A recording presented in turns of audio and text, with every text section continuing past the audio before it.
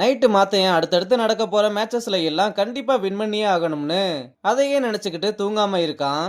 ரங்கனும் இதெல்லாம் பார்த்துட்டு ஃபர்ஸ்ட் உன்னை நீ பாத்துக்கணும், பிசிக்கலி ஃபிட்டாவும் மென்டலி காமாவும் இருக்கணும், இதுக்கெல்லாம் ஃபர்ஸ்ட் நீ நல்லா தூங்கணும்னு அட்வைஸ் பண்றான்.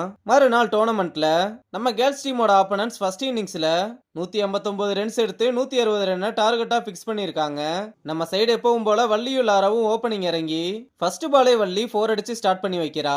அப்புறம் அடுத்தடுத்து போற பால்ஸ் எல்லாம் விட்டு பெரிய பெரியன்னு பிரிச்சுக்கிட்டு இருக்க பவர் பிளே முடிவுல 48 ரன் எடுத்திருக்காங்க. பவர் பிளே முடிஞ்சும் வள்ளி விடாம 6ம் 4மா அடிச்சு தன்னோட 50யையும் கம்ப்ளீட் பண்றா. அங்க கட் பண்ணா ருக்மணி வந்து நடராஜன் கிட்ட பசங்க விளையாட இருக்க மேட்சோட பிளேயர்ஸ் லிஸ்ட வாங்கி பார்த்து எதுக்காக ரிஷியோட பேரை சேர்க்கலன்னு கேட்டா, நீங்க என் கோச்சிங்ல நிறைய இன்டர்ஃபியர் பண்றீங்க, ஆனா இதே ரங்கன் பண்ணா மட்டும் ஏன் எதுவுமே சொல்ல மாட்டீங்கன்னு கேட்க, ஏன்னா எனக்கு அவன் ரிசல்ட் காமிக்கிறான், ஆனா பாய்ஸ் டீம் கேர்ள்ஸ் டீமை விட ரொம்ப மோசமா போய்கிட்டு இருக்கு, நான் சொன்ன மாதிரி ரிஷி ஆடணும் மாத்தையும் தான் டீமை லீட் பண்ணணும்னு சொல்லிட்டு போறாங்க.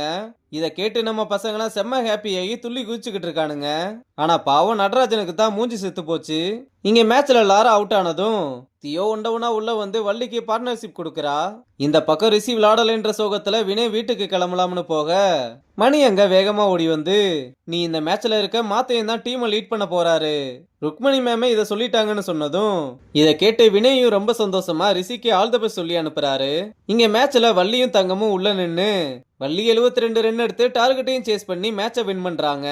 அங்க கட் பண்ணா மாத்தையன் நம்ம பசங்க கிட்ட, இந்த மேட்ச்ல தோத்தா எல்லாமே முடிஞ்சது, நெல்லை ஸ்ட்ராங்கான டீமா இருக்கலாம், ஆனா அதுக்காக நம்ம ஒண்ணு வீக்லாம் கிடையாது, இந்த மேட்சை எல்லாருமே ஒரு ஆப்பர்ச்சுனிட்டியா பாருங்க, பவர் பிளே நம்ம கண்ட்ரோல்ல இருக்கணும், இந்த மேட்சை கண்டிப்பா நம்ம ஜெயிச்சே ஆகணும்னு ஒரு ஸ்பீச்சை கொடுத்துட்டு கிரவுண்டுக்குள்ள வர்றாங்க.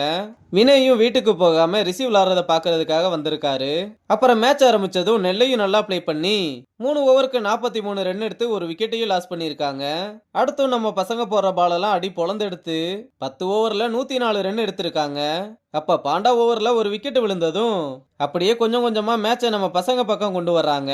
ஆனா என்னதான் அடுத்தடுத்து விக்கெட் விழுந்துகிட்டே இருந்தாலும் நெல்லை அழகா ரன் ரேட்டை மெயின்டைன் பண்ணி 20 ஓவருக்கு 189 ரன் அடிச்சிடுறாங்க.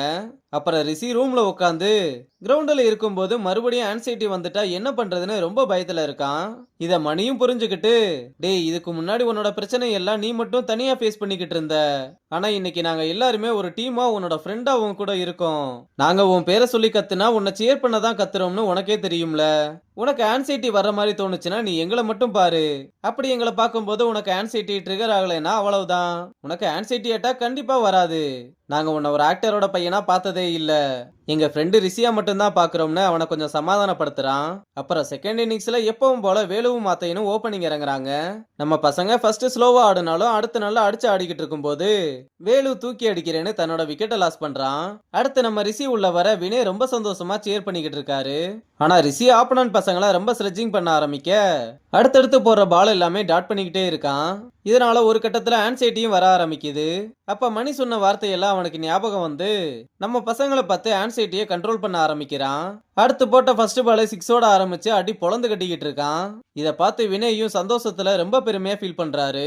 அப்புறம் நம்ம பசங்க பார்ட்னர்ஷிப்பா நல்லா பில்ட் பண்ணி 9 ஓவருக்கு 86 ரன் அடிச்சிருக்கும் போது மாத்தையும் தன்னோட விக்கெட்டை லாஸ் பண்றான்.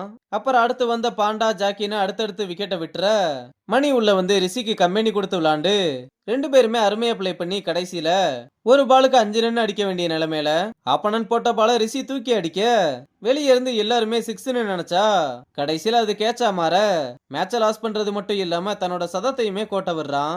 இருந்தாலும் பசங்களா ரிஷியோட நாக்க பார்த்து அவனை பாராட்டி தள்ளிக்கிட்டு இருக்கானுங்க. ஆனா அப்ப நடராஜன் வந்து பாராட்டுற மாதிரி பாராட்டி, இப்படி உயிரை கொடுத்த ஆடி என்ன பிரயோஜனம், இந்த நாளோட முடிவுல நீங்க டோர்னமெண்ட்டை விட்டு மொத்தமா வெளியேறிட்டீங்கன்னு சொல்லிட்டு போறான். இதனால பசங்க எல்லாருமே ரொம்ப அப்செட் ஆயிடுறதோட இந்த எபிசோட முடிச்சிருக்காங்க.